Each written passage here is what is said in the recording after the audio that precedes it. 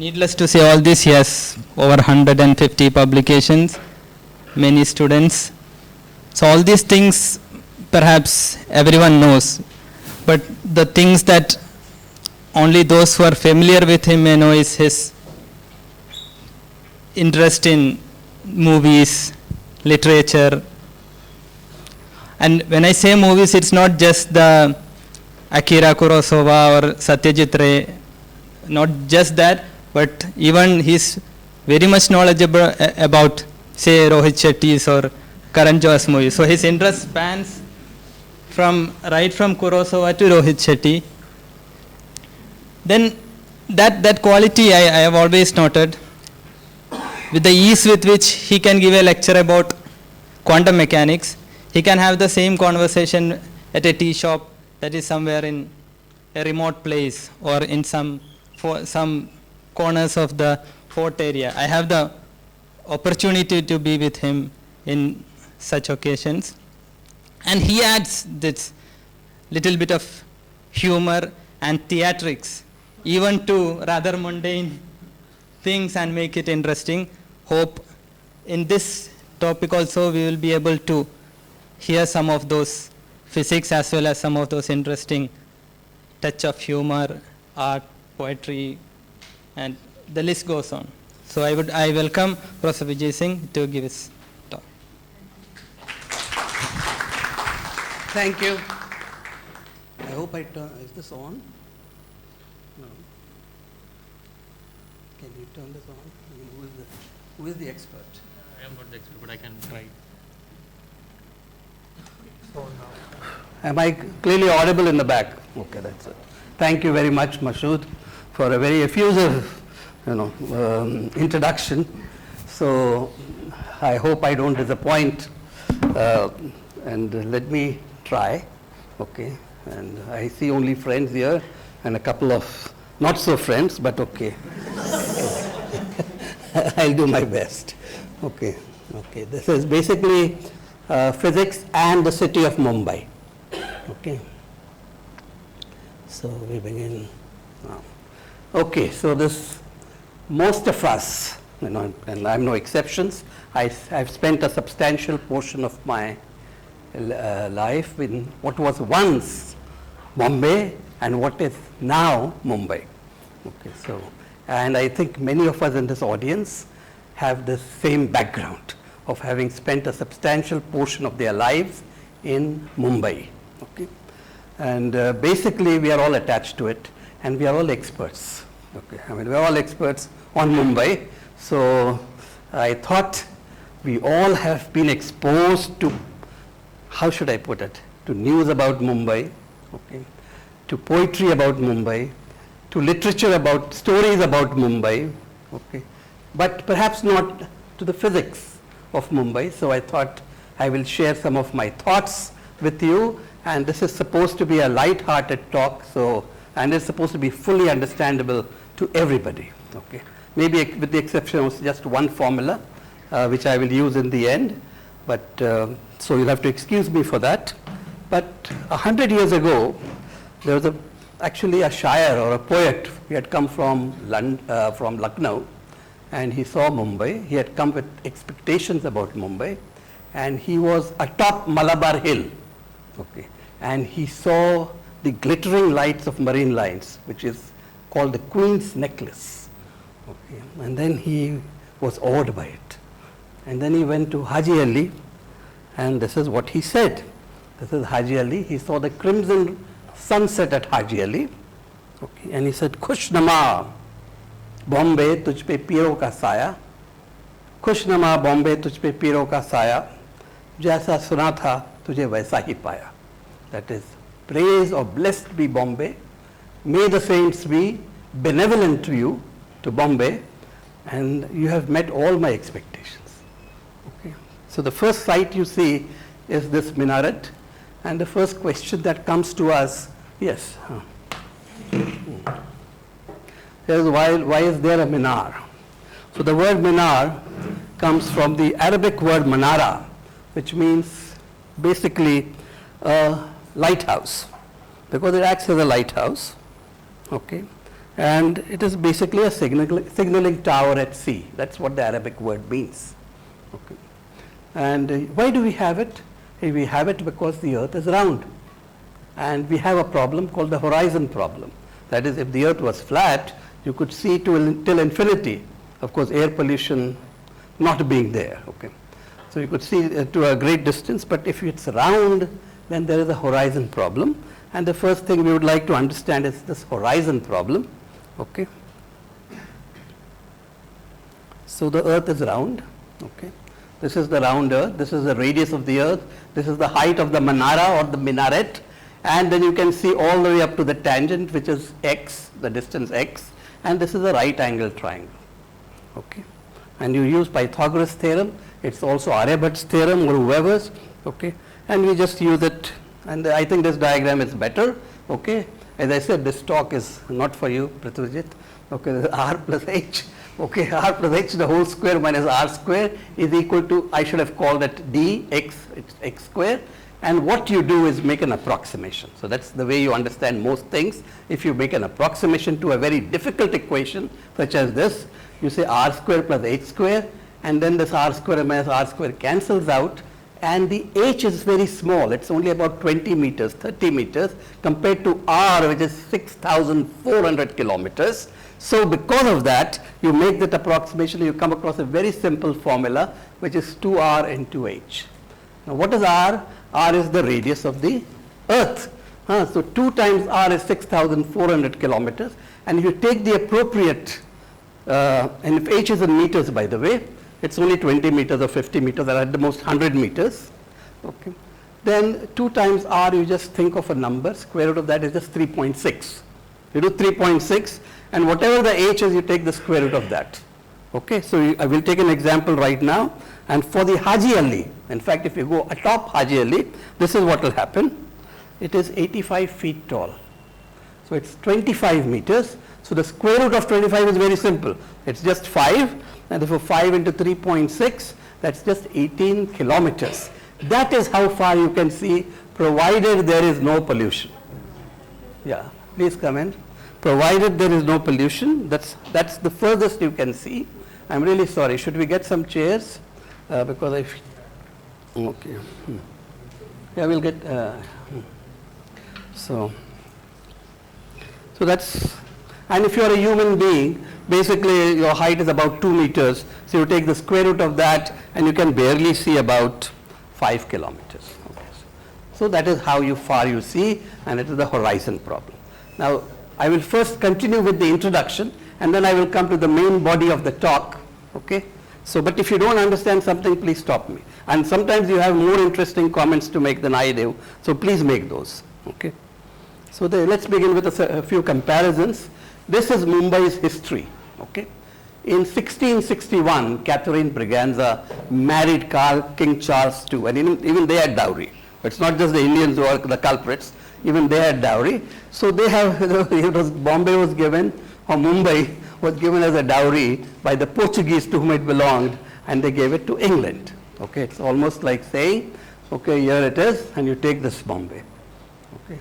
What was happening in England at that time? In England, Robert Boyle had discovered Boyle's law. That is, the pressure is inversely proportional to volume if the temperature is constant. So he had discovered that law. Okay. Then around 1668-69, the British East India Company, which is the biggest multinational corporation ever, okay, and you should look up the article in the Guardian about it, the biggest multinational corporation, it leased 7 islands of Mumbai from King Charles. It took the 7 islands and said, give it to us. What was happening? In England, their first scientific publication came out. That was in 1665. Okay, and 1687, a very pivotal year for Mumbai. Headquarters of Mumbai shifted from Surat to Mumbai. And in 1687, we all know, if we are from physics, that Newton published the Principia. Okay, so what was happening is, on one side, we were groaning under colonialism, and on the other, the colonialists were doing very well scientifically. Okay. And to tell you, there is another story. It reminds me about Manhattan. It's the same story there. There was a Dutchman who actually sold Manhattan to England for some 30 guilders or something, for about some small amount, and that Manhattan didn't even belong to him. It belonged to the Red Indians, and he just sold it. So this has been the story of colonialism as far as India we are concerned. Okay. So that's a little bit of history there. Let us do the geography. What were these 7 islands, by the way? These 7 islands that were leased. So they are not to be shown in great detail over here, but the 7 islands were all of this yellow portion.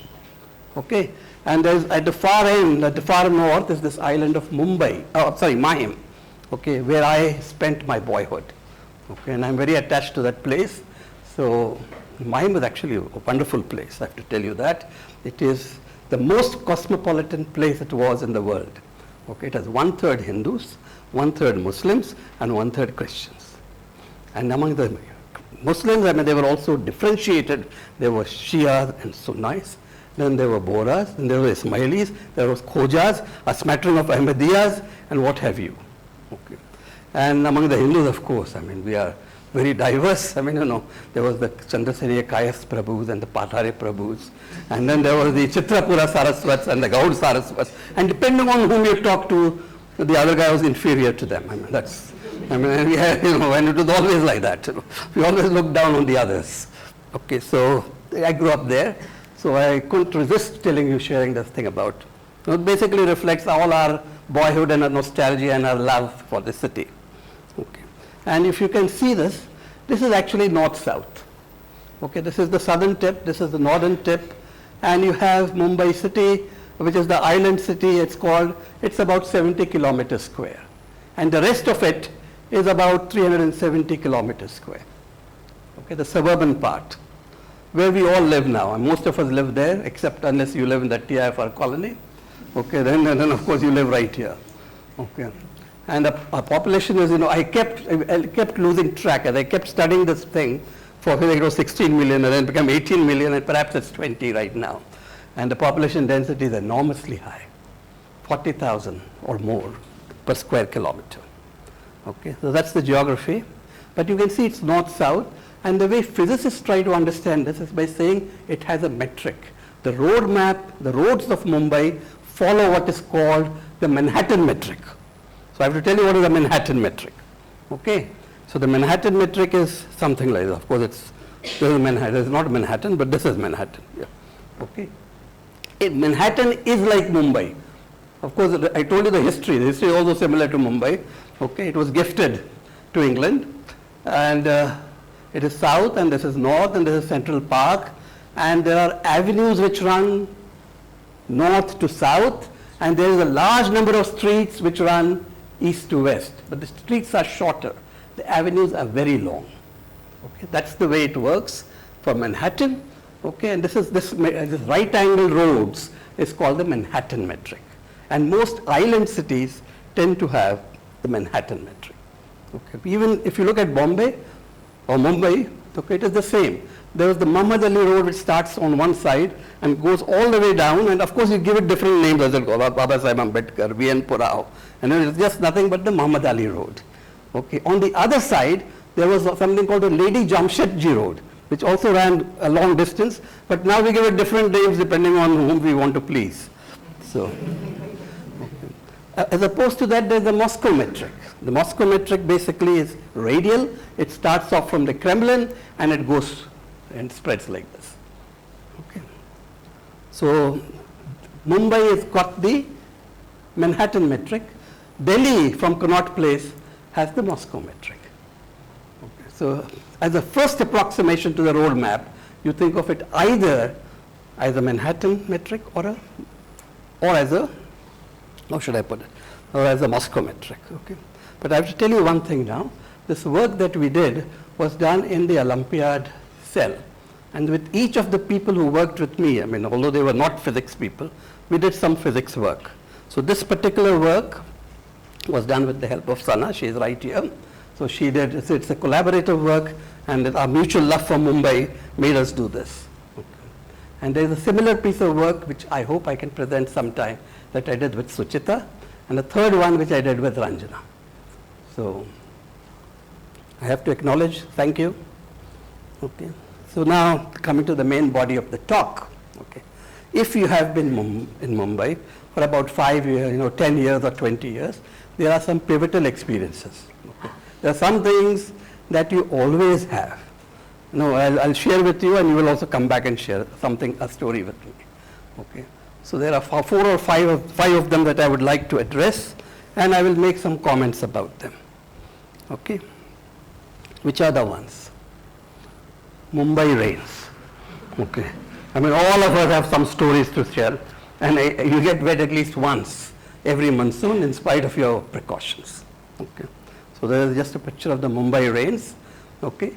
And there's always this, and if there's nothing to, if you want to make small talk, I mean, there's always the rain, and there is something else which I will tell you, and if you are lost, there are at least 5 topics, then you can start a conversation with that in Mumbai. Okay. One of them, of course, is the weather, and particularly during the rainy season. Will it rain today? Will it not rain today? What a bad day, or I lost my umbrella, or something like that. Okay. So this is, I think there was a very, how should I say, catastrophic rainfall when I first joined here. I think it happened in the same year or the next year. We had a very heavy rains for about 6 or 7 hours, and that actually flooded Mumbai. Okay. And there were stories about how people were trapped inside the car and they were not able to push out. Okay. Because their electronic system failed, the windows were locked, the windows were closed, and they just couldn't push themselves out. Now the question is it true or is it not true? Okay. So we can analyze it. Okay. That they were really not able to push out. So how do we understand this? We understand it by saying, okay, my weight or my mass is about 80 kg, at the most it's 100 kg, and I can exert a force which is 10 times that. The 10 times because of gravity. G is the gravitational constant. So the force I can exert is 100 into 10, that is 1000 newtons is what I can exert from inside. What can be exerted from the outside? It would surprise you. From the outside, even a very conservative estimate will tell you that it is 5000 newtons. And here is the calculation. As I said, there are only 2 equations I will show you. This is one of them, and I couldn't avoid doing it. Basically, there is a pressure on the door. So if there is a lot of flood, if there is a lot of water, the water exerts pressure on the door. Now, what kind of a pressure does it exert? It exerts a pressure which is given by a formula. The formula is rho into G into H. Rho is the density of water, which is 1000. G is 10, forget whatever it is, and H is the height of the water. Let us put it as 1 meter. So if you take 1000 into 10, it is 10,000 already, okay, and the water is at least 1 meter up there, outside, so it's about 5000 newtons, 5000 pascals, say. Okay, I think we. Thank you. Thank you very much. So it's about 5000 pascals. Now what is force? Force is pressure into area. Most people have difficulty. See, whenever you introduce a physics quantity, it is incumbent on you to explain why you're introducing. I mean, supposing I talk about epistemology. What is the meaning of this term? Why do you use this big term or something, epistemology? So when you talk about pressure, why is pressure so important? Okay, pressure is more important than force at times. See, for example, when you take a syringe needle and you poke yourself with it, when the doctor pokes you with it, okay, it's a very small force. It's a force of only 1 Newton. But the area is so small, so minuscule, that force divided by area becomes very large, and therefore it punctures your skin. We have all been in circuses where we see people demonstrating how an elephant can stand on your chest, and the person is not killed. Nothing happens to him. The rib cage, the rib bone doesn't break. That is also very simple. That is because what he does, or she does, is she puts a plank on top. The plank makes it a large area. So even though the force is large, okay, the pressure is large at one point, it is divided over the area, so the pressure is very low, okay, overall. Okay, so that is what is happening. So basically the force is nothing but pressure into the area, okay, and that is about 5000 newtons. Okay, so area is about 1 meter square. Let us say the outside door of the car, we say it's a very conservative estimate, it's more than 1 meter square, but let's call it 1 meter square. It's more like 2 into 2, it's 4 meters square. So it's 5,000 newtons. And all that you can exert from the inside is about 1,000 newtons. So you are trapped. So it is plausible. The stories that you heard is probably it's a plausible story. Maybe it never happened, but it is a plausible story. You can get trapped. So people never think of water in these terms, but it is quite lethal at times. Okay. The other topic is, of course, the Mumbai trains. Okay, we all know about the trains. I mean, trains is the lifeline of Mumbai. Okay, lifeline it is. Okay, and let me tell you some history about it. It started in 1853. Okay, it started with a 14-coach steam engine. It traveled from, I think some of us are from Thane. It travels from CST to Thane in about 1 hour and 15 minutes. Okay, making 2 stops along the way, Sion and Baikala. Okay, that was a long time ago. But how long did it take? 1 hour and 15 minutes, just 1 hour and 15 minutes. Okay. How long does it take now? It takes 1 hour. That's a great improvement. About 1 minute every 10 years is what we have improved on. So it stops at 18 stations. Okay. So basically, I thought I'll give you the small statistics, but I'll give you grim statistics also. Okay. Lifeline it is, but the Mumbai local trains are also life takers. Okay. Okay. It's the artery, but this they say Mumbai local is the artery, but this artery is bleeding. Okay. Here's a small calculation. Okay. We all, if you have been here for 20 years, you would know somebody who is gone because of the Mumbai local. Okay. And I know of 3 people. One of them, several of us know here, but I will not name him. Okay. What is the speed of a fast train? It's about 90 kilometers per hour, 25 meters per second. Okay. And supposing you are trapped, say, in front of an approaching fast train, and somehow you cannot move. Something has happened to you. You have fallen down and you cannot move. The question is, can you survive? If you are 100 meters away, now I want an answer. Okay. 100 meters, yes or no? Give me any answer. I mean, you can either be right or wrong. Actually, the answer should be no. What about 200 meters? Yes or no? Come on. No, very good. 300 meters? Yes? Yes or no?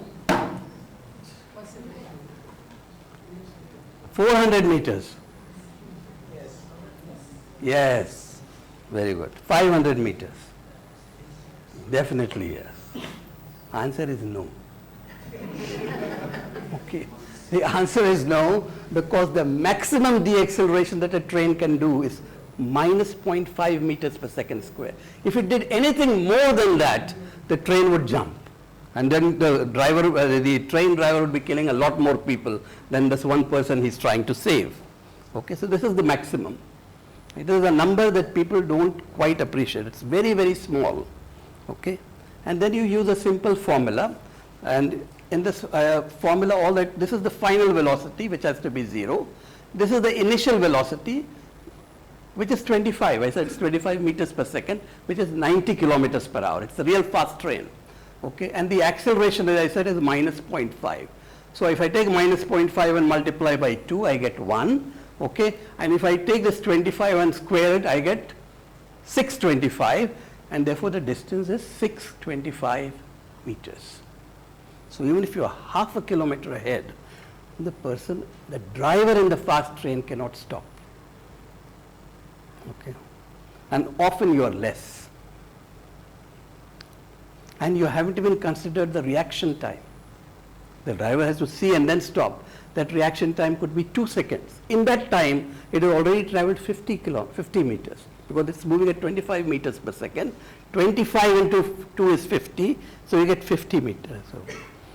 So 675. So never ever cross the railway track. Yes, you look. So how fast the person can jump out of the way? I'm saying you are trapped there. You can't move. Huh? You are not. That's true. You can do that calculation. And that's usually shown in movies. You know, if you see most of the movies by Salman Khan, I mean, he's just crossing in no time at all. Right? So I'll tell you another thing. The real reason it happens, I think, is probably psychological. There are three reasons, and let me tell you. One is that if you do an activity every day, which is not right, then you get used to it. It becomes a habit, and you think you can do it. Supposing you have done it for 100 days, by the law of induction, you can do it for the 101 day. So that is one, habit. The number two thing is, when the trains, I mean, this has been noticed already, when they blow the horn, it is so loud that instead of flight, you freeze. Okay. So it's just flight of freeze, and it's free. You tend to freeze when you hear that loud sound. Okay. Unsuspectingly. And the third thing is actually a very interesting psychology. Okay. What happens is, if you have a very long object, and if much longer than you, and if it is moving slowly, or it's moving very fast, you tend to think that it is moving slowly. Okay. That is because you calculate its speed with respect to its length. It's a psychological thing, it's a biological thing. You know, it's a long thing, and you see, oh, it's moving fast, but you think it is moving slowly. That is why you have these phrases like an elephant lumbers along, but an elephant can catch you in no time, okay, and maul you. And that is why you have this phrase, an ant is scurrying along. You use the word scurrying because it's running or something. Actually, it's very slow, but compared to its length, it is very fast. Okay, so that is why it's happening. So a big train is coming, you think, oh, bahut dheere dheere chal raha hai. No, it doesn't matter. You know, I can cross, and you cannot. Okay. There is another one which I should tell you about. It's also very interesting. I have to tell you a little bit about a principle called Bernoulli's principle. The way I explain it to students is that when the stock ends, everybody will make for the door. So near the door there is a lot of pressure, the velocity decreases. Okay, now nobody can go in, and we start jostling over here. And once you come out, the pressure is low, and then you run to the canteen. Okay. So similarly, pressure is large, velocity is low, okay, and vice versa. So a plane flies, one of the reasons, I mean, there is not the only one, is that the way it is designed is that most of the air, okay, flows up. So the pressure is low there, and the air below is moving slowly below it, so the pressure is high, so it's actually lifting the plane. High pressure below, low pressure above. Okay. The same thing happens on railway tracks. You are asked not to stand close to a fast train. Okay. The reason is because the fast train is dragging. Okay, let me show you. The fast train is dragging the air. Because it is dragging the air, the velocity is large, the pressure is low. Behind you, the air is stationary, so it's pushing you inside. Okay. So I used to have an old Maharashtrian lady who said, "Nahi jaisa bala." Okay, don't go near the railway track because there is a booth. It's called railway line ka booth. Okay, why is it a booth? Because she thought the spirits of the people who have been killed by railway trains are restless and they want you. And so when you go there, they just drag you inside. Okay, so it's called railway line chi booth. Okay, so but whatever, booth or otherwise, booth or Bernoulli or booth, don't go near the railway track. Whichever one you want to accept, it is fine, but you don't go near the railway track. And this is a very dangerous activity. Okay. Third problem, always a matter of conversation, housing problem. Okay. We are always, like, how much is your flat? The first question they will ask, do you own it? Yes. How much is it? If you don't own it, how much rent do you pay? I mean, and then, everybody and his brother is an expert on the real estate of Mumbai. Okay, that is one thing. And you can see how the real estates are, I mean, these are the real estates of Mumbai. We all face a housing problem, okay, because we are all ordinary people, ordinary mortals, okay, and that is what happens. How do we deal with it? Okay, how do we try to understand the housing problem? Population density is very high. 40,000 people per square kilometer, okay. So you deal with it by understanding something called surface to volume. Somehow you have to increase the surface, okay.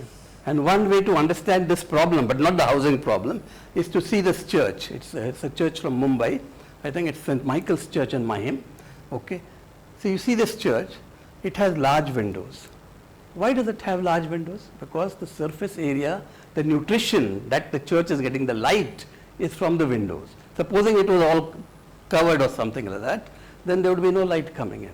So you try to increase the surface area from which you get the nutrition. In this case, nutrition is light. Now, if you look at many of the Hindu temples, it's all very dark, because we didn't think of this as something like we should put windows on in our mandir or something like that. Our sanctum sanctorum are all very dark or something like that, and therefore we light a lot of diyas. Okay. There's another one. Even the modern malls have this so-called top thing which gets you light. Okay.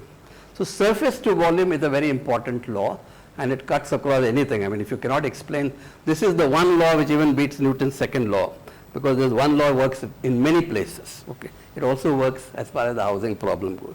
Let me show you an example. You see, this is from Dharavi. Okay. This lady is actually very interested, very intelligent, I would say, because she is making papad. But if she just put it on a flat, she could only fit 10 papad, but she is putting it on a curved surface. She is going into the third dimension. So going to the third dimension is giving her extra mileage, an extra surface to put it on. So she has surface to volume is increased. So she is putting more papad, and she is actually making a little bit more money than her neighbor who doesn't think of this idea. Okay. Everywhere the surface, you go into the third dimension, double-decker bus. Look at our trains, there are triple-decker trains. Okay, and look at these people. I'm not recommending it, but I can see why this happens. To understand something is not to condone it. Okay, but I can understand why they are doing that, because they can't fit in here. Okay. Okay. All are skyscrapers. We go into the third dimension. In fact, the Mumbai skyline is like any other skyline. Look at Tokyo, you look at New York, you look at anything, Singapore, all the skylines are similar. And I have done a small fractal calculation for this, but I don't think I'll present it here. But you can calculate the fractal dimension of the skyline of most cities. Okay. Surface to volume here also. These are our so-called airports now, modern airports. How do they increase the surface? By actually putting a lot of air jetties outside, so they can fit more planes. Area cannot increase, but by putting these jetties, you have increased the number of places for these planes to park. Okay, so this is almost like the villi of the small intestine, or like the modern bath towel, where you actually put out small, which dries you better. You increase the surface area. Okay, so that's what I have to say about the housing problem. I have many other things, but I will leave it with this. Okay, now let's go to the ceiling. Now, ceiling is not a very common topic. I mean, we just built it in the last 10 years, but there's something about the ceiling, and I will have somebody assist me in this, because it's very interesting. If you come from the Bandra side, okay, you can see the ceiling. The ceiling is this double-stayed cable. It's like cable on this side, and on the other side also there are these cables which fan out, at least about 40, 50 of them. But if you come from the Bandra side, next time you come, you watch. You watch this. Okay. Next time you come, there will be a pattern of these fans, and there will be another pattern behind it of these same fans, and as you go, you will see a very interesting pattern emerging. Okay, a wavy pattern that emerges. Okay, those are called moire patterns. First, I'll show them to you. This is the kind of pattern you will see.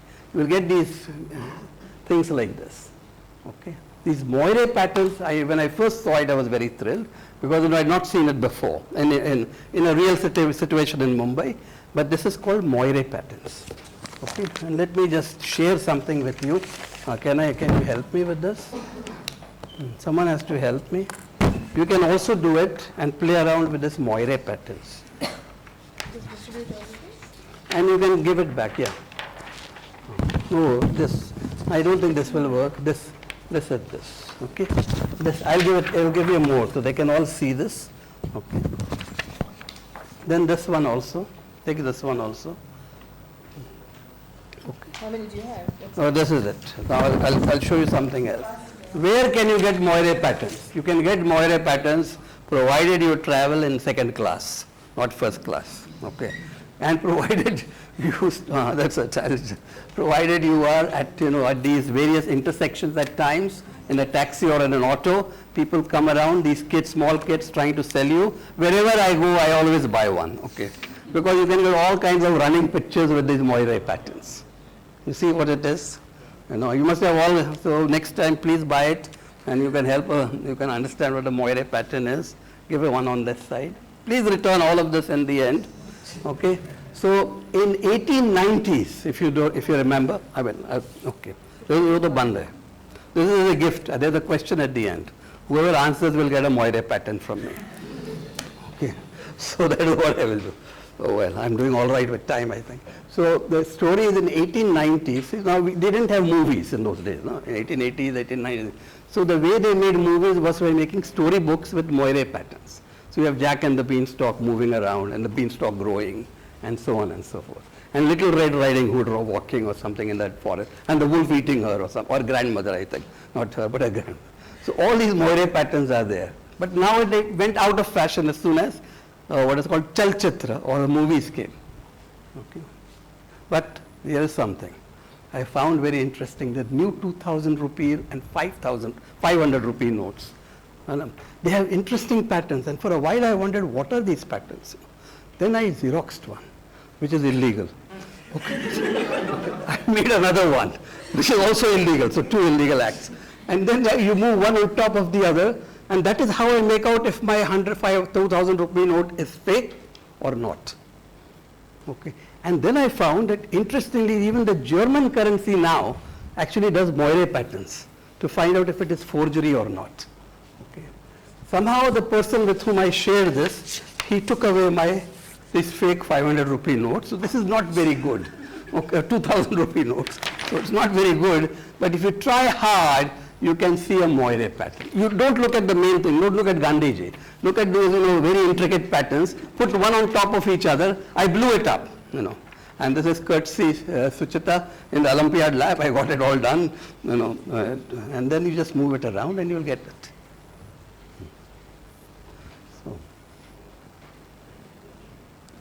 So Moire patterns are there, and they are just wonderful things. Okay. The second class compartments you can get it, intersections you can get it. You see here, there is a Moire pattern again. Take two grids, move them against each other. Why are they used? They are used to find out small imperfections. Okay, that's why the Moire pattern is used. Here it is. Yeah. And basically, it is the analog of what is called interference phenomena, which establish the wave nature of light. So that's Moire patterns right here. Okay. So that's about the C-link. Now let me tell you about, so this is not the main thing. People don't talk about it, but we talk about some scientific institutions of Mumbai. So since I have 15 minutes, can I take 10 minutes? Okay. So scientific institutions of Mumbai, and Mumbai is associated with many great scientific institutions. Okay. And this is probably the greatest. Okay. The Colaba Observatory in 1826. It maintains a continuous geomagnetic record starting from 1850s or so. For 150 years, it's actually a world-class institution in that world regarded for the maintenance of geomagnetic record. What they do is they measure the magnetic field, but the magnetic field we know is 3.1 in whatever unit, it's called Gauss. It's 3.1 Gauss, but they are not interested in the 3 point, they are interested in the variation, the diurnal variation, the seasonal variation. If there's a sunstorm, what happens to it? So they actually measure it. Okay. And one of the greatest sunstorms took place in 1857 when we had our independence war. It was a very big, and it was called a huge storm came, so-called storm came, and all throughout the earth. Okay. And they have that record too. Okay. All their instruments went haywire at that time. Okay. So this is a magnetic observatory. It was in Colaba, but it had great people in it. And I have to tell you one story which is scientifically related. It has to do with trams and the Colaba Observatory. How many people know this story? Oh, then I'm going to tell you a very interesting story. Trams were introduced in 1874, okay, in Bombay. I don't know when they were introduced in Calcutta, but in Mumbai it was 1874, and they were drawn by horses. You can see these horses. There it is. Where did mine go? Okay, I lost somehow. Okay, doesn't matter. Okay. So after that, around 1900, they decided to do away with horses, and they wanted to make electric trams to run from Parel all the way to Colaba. But then the director of the Colaba Observatory stood up. His name was a Parsi gentleman. His name was Nana Bhai Moose. And Nana Bhai Moose said, I will not allow this tram. Okay. Because the trams will use electric current. The electric current will produce a small magnetic field. It will interfere with my observations. Okay. So here it is. But first I'll show you the trams. These are all these interesting double-decker trams are also there. I don't know if some of us were. I've been on trams in Mumbai. Up to King, it used to run up to King Circle then. Okay. And you know, there was a terminus in King Circle, so it would go around, and as small boys would just jump on it and go all the way around, and the conductor would try to get us off. You know. So this is some brief history of the trams. Okay. It is basically double-decker trams in and it stopped in 64. So if you were born after 64, you never saw it. Okay, you never saw these trams, in Mumbai at least. In Calcutta, of course, they are still around. Okay. So what was the controversy? So Mr. Nanabhai Moose said, I will not allow it. Here is a small calculation, which you may or may not be interested in. If the current is large, the magnetic field is large. The current is proportional to the magnetic field. I am taking the distance r is the distance between the current and the observatory, it's like 100 meters. So I am taking that to be 100 meters. I get a quantity like 0.0004 Gauss, whereas the Earth's magnetic field is 3.1 Gauss. Okay? But the measurements are of that level. Even in those days, the measurements went up to this. Now they go up to nanotesla or something, but they go even 3 zeros further. So it's 0.3 zeros, it now goes up to 6 zeros. But in those days, the measurements were up to this order, and therefore Mr. Moose, Nanabhai Musa, was very annoyed and said, I will not allow it, and he stood his ground. From 1900 to 1907, he did not allow the trams. Okay. I wish some of our present-day directors would stand up like that, you know, in IITs or whatever, you know, instead of keeling over every time the government coughs and they get the government sneezes and they get a cold or influenza or something like that. Okay. So this is what happened. Okay. What did he do? He said, wait, I will shift my observatory to a similar isoclinic line in Alibag and build one there. Until it is done, don't bring the trams. And it took about 7 years to build it. I think I have a picture of that Alibag one, and I think you have been to Alibag. Rahul is from there. So this is that Alibag Observatory. A great story about the Alibag Observatory was that every brick that was put there was magnetically tested to be neutral. Because if it had some iron in it, it would have some magnetism in it, and it would be something which would destroy his, which would interfere with his measurements. Okay. So some of you should go to Alibag and see this. It might be a nice experience. Another one is the Bombay Natural History Society, another great institution. Okay. It started in 1883. Few of us know that from 1912 to 1924, they carried out the first citizen science initiative ever, and the largest, I think. For 12 years, they wrote to their, how should I put it, their members. This is a voluntary organization, purely voluntary. He wrote to them across India to say, we want to collect mammalian species. And they collected 5,000 of them. 5,000 specimens, not species, 5,000 specimens. They identified 47 new species. Several were new. Okay. And for 12 years they did this effort. It is usually associated with ornithology or bird watching, but they have done some great work in the other fields also. And this 1912 to 1924, the great project, I would like to talk about it sometime, and how they carried it out. Okay. Another one, of course, is VJTI. The chairman, the present chairman of DAE is a product of VJTI. Shekhar Basu, is it? Yes. Hafkin Institute. Okay. The others you all know about. TMC, Royal Institute of Science, where some of us may have studied. That's in Colaba. TIFR, BRC, IIT, and of course the Indian Institute of Geomagnetism, which is now shifted to Panvel. Okay. There are two recent ones you probably don't know about. I'll tell you about them now. This is the Gemological Institute of India, founded in 1971. Okay. So I made a visit there. They have equipment which would rival even TFR, the kind of equipment for diamond testing that they have. They run courses which are basically which actually equip you to do diamond testing. Okay. Gemological courses, jewelry making courses. You can all register for it on the side. I mean, like it's what is called a long distance, what is it called, off campus course, and it's actually quite interesting. You can learn a lot about gemology. All the gems are over here. Okay. There is this, what is called Muktika, that is pearl, and this is ruby, and this is blue sapphire, and so on and so forth.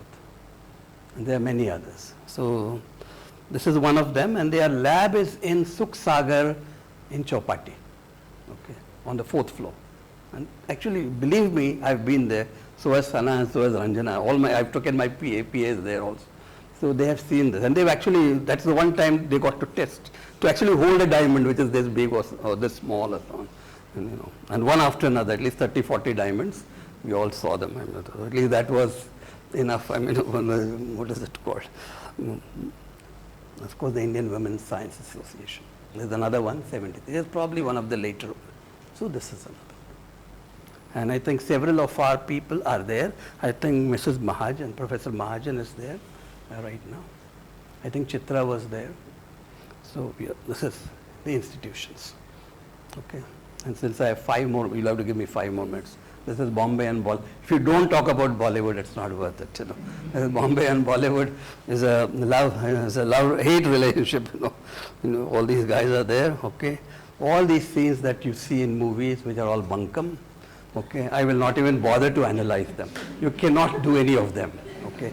Here is a guy. He's I don't know, who is he? Ajay Devgan. The car is moving this way. He's actually going in the backward direction. He's getting out in the backward direction. Only yesterday in Thane, 2 days ago, it's in newspapers, day before yesterday, a person tried to do the same. He fell backwards, he broke his head, and he died. So, I mean, I don't even bother to analyze all this. Okay, because it's just also off the wall to do the physics of and there are sites which do it, by the way. I would rather do something which is more interesting, and let me share it with you. Let us say, yes. Here is from the Raj Kapoor scene. Okay, you see this moonlight. So I wanted to capture this moonlight with my equations. Okay. But let me just play it for you, that scene. It's a 20-second scene. And I'll tell you which scene it is. Oh no.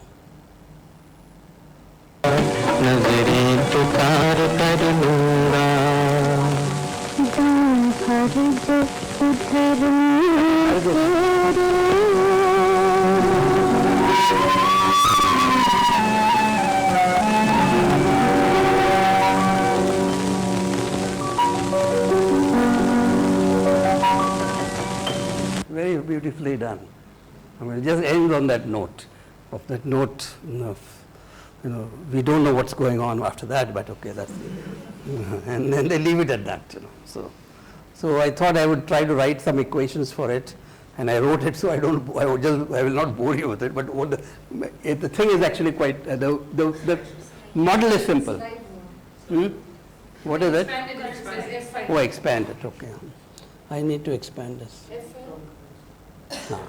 So what the model I can say, the derivation I will not talk about. So here is the lake, and there is waves in the lake. Okay. So basically the maximum angle that it makes or from which the moon can reflect is say alpha, say 10 degrees or something. I've said it's like alpha is about 10 degrees. It's on both sides. I mean, the wave reflects like that, so it's about 10 degrees here, 10 degrees here.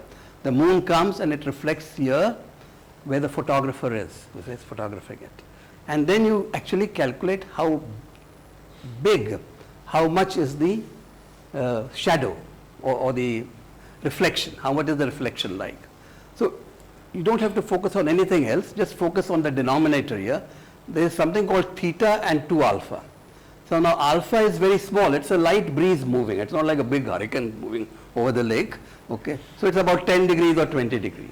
And if the moon is also low, okay, on the horizon, it's also about 20 degrees, you are bound to get a 0 minus 0 in the denominator, and like 20 minus 20 say, or 10 minus 10, or 0.1 minus 0.1, so you're bound to get a 0 in the denominator, so you'll get a very long reflection. And what you have here, AB, oh, I didn't write that AB. The AB is this distance. How long is that reflection?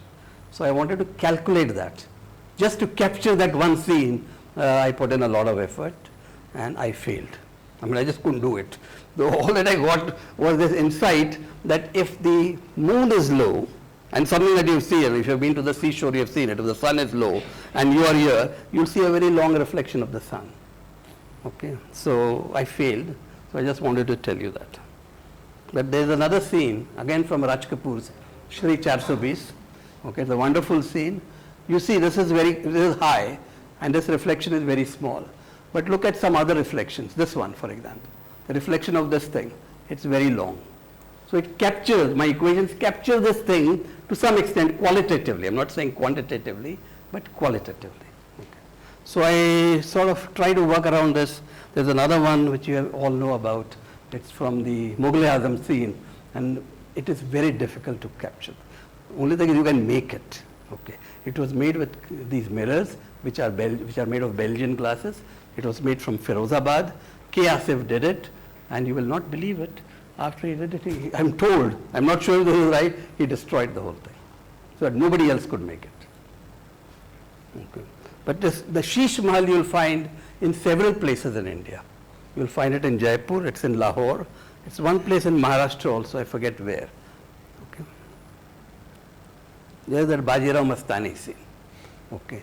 What the scene is, Bajirao is standing here, there is a mirror, see this guy is pointing to the mirror, it gets reflected, there's one reflector here, there's another reflector here, and it gets reflected on the screen. It's called the Aina Mahal scene, and it's very famous because in the end, I think the protagonist who's standing over here, she burns it, because she sees a scene that she doesn't like. Okay, so that can be captured. In fact, I'm planning to buy some mirrors so that when I do another talk, I will actually demonstrate this. Okay, so here is the object, here is Mr. Bajirao, and this is how it is. This is the concave mirror. So the concave mirror there's a plane mirror here, and you can capture it on over here. Okay, just a concave mirror and a plane mirror. May be able to capture it, but perhaps Rajesh has a better idea, so he can tell us more. So with this, I think I have just one light-hearted comment about it, because beaches and movies, I have to put it together. I don't have much time for that, so I thought I'll do this one. You can see this Pani Puri, and these are two actors who are having this Pani Puri. What about a Pani Puri? What is the volume of a Pani Puri? So, we got into the volume business. Can you guess? What is the volume of a Pani Puri? So we bought a lot of Pani Puris. Actually, we did it in the Olympiad laboratory, in the Olympiad office we did all this. Okay, we bought a lot of Pani Puris and measured it. The average is about 15 cc. If you take 6 of it, it's like 90 cc. 100 cc is what it is. It's excellent. Okay, because excellent, why? Because if you have, this is my solution to juvenile diarrhea. Because it has got salt in it, it has sugar in it, it has got tamarind in it, and if you have, oral rehydration therapy for which some Bangladeshi is getting almost a Nobel Prize, I should be getting a Nobel Prize for proposing this as the solution for juvenile diarrhea. You have Pani Puri. Huh? Yeah? Some of the Pani Puri may cause it. No, you have clean water, no? You should have clean water, Okay, so thank you very much.